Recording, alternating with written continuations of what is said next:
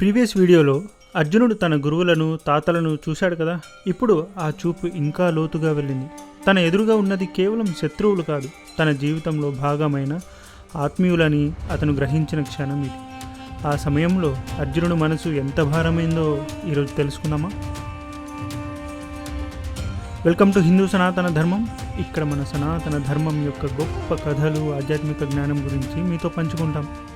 ఇంకా మా ఛానల్ని సబ్స్క్రైబ్ చేయని వాళ్ళు ఉంటే ఇప్పుడే సబ్స్క్రైబ్ చేసుకోండి and hit that bell icon so you never miss an update. ఇంకా లేట్ చేయకుండా స్టార్ట్ చేద్దామా.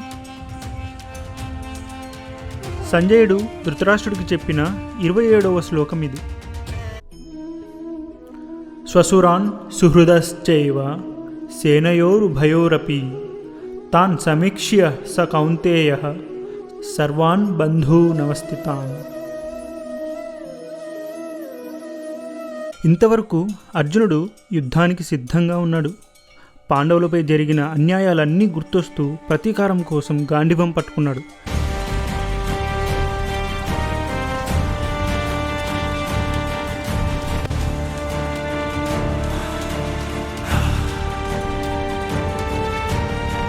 కానీ ఇప్పుడు ఈ యుద్ధం ఎలా ముగుస్తుందో అతనికి మొదటిసారి స్పష్టంగా కనిపించింది.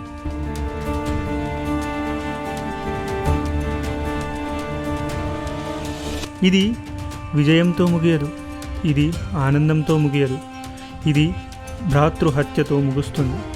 ఆ ఆలోచనే అర్జునుడి హృదయాన్ని చీల్చేస్తోంది.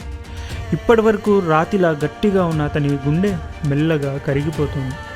ధైర్యం స్థానంలో గందరగోళం కలుగుతోంది, పరాక్రమం స్థానంలో సందేహం మెదులుతోంది, విజయాసక్తి స్థానంలో భయం వేస్తోంది. ఇది పిరికితనం కాదు, ఇది మనిషి హృదయం మేల్కొన్న క్షణం.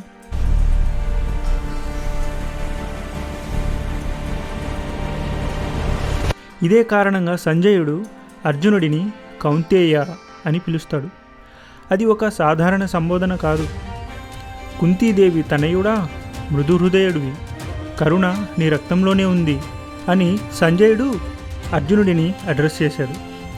అర్జునుడిలోని ఆదరించే స్వభావం, మమకారం, కరుణ ఇప్పుడు పూర్తిగా బయటకు వచ్చాయి.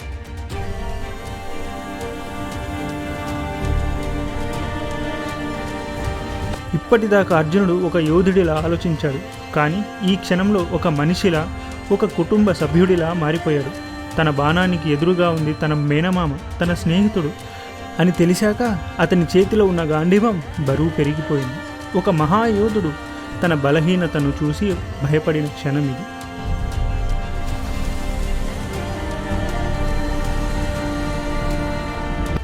అతని శౌర్యం తగ్గలేదు, కానీ అతని హృదయం మేల్కొంది. అదే అర్జున విషాద యోగం, మొదటి స్పష్టమైన అడుగు.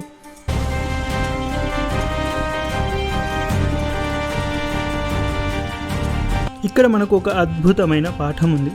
మన లైఫ్లో మనకు కూడా ఇలాంటి ఎమోషన్స్ ఎదురవుతాయి కదా. భగవద్గీత మనకు నేర్పేది ఏంటంటే, అతిగా ఉండే అటాచ్మెంట్స్ మన కళ్ళకు కమ్మిన పొర లాంటిది. అది మనం చేయాల్సిన సరైన పనిని మనకు కనిపించకుండా చేస్తుంది.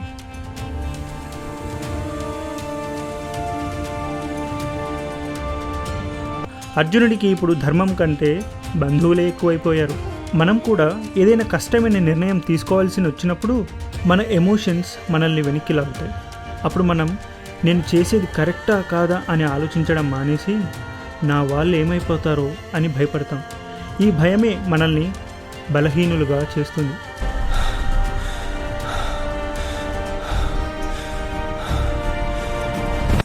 ఈ మానసిక వేదన తట్టుకోలేక అర్జునుడు ఏం చేశాడు? అతని శరీరం ఏమైపోయింది? కృష్ణుడితో అతను ఏం చెప్పాడు? తెలుసుకోవాలంటే 28వ శ్లోకం కోసం సిద్ధంగా ఉండండి.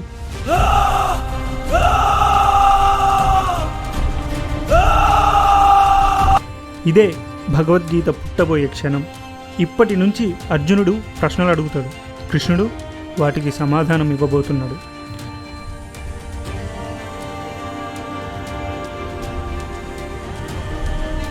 మీకు ఈ వీడియో నచ్చినట్లయితే లైక్ చేయండి అండ్ కామెంట్స్లో మీ అభిప్రాయాన్ని మెన్షన్ చేయండి. మరీ ముఖ్యంగా ఈ వీడియోని మీ ఫ్రెండ్స్ అండ్ ఫ్యామిలీ మెంబర్స్తో షేర్ చేయండి. ఇంకా చాలామంది ఇలా మన ధర్మాన్ని తెలుసుకోవాలి. త్వరలో కలుద్దాం. జై శ్రీకృష్ణ.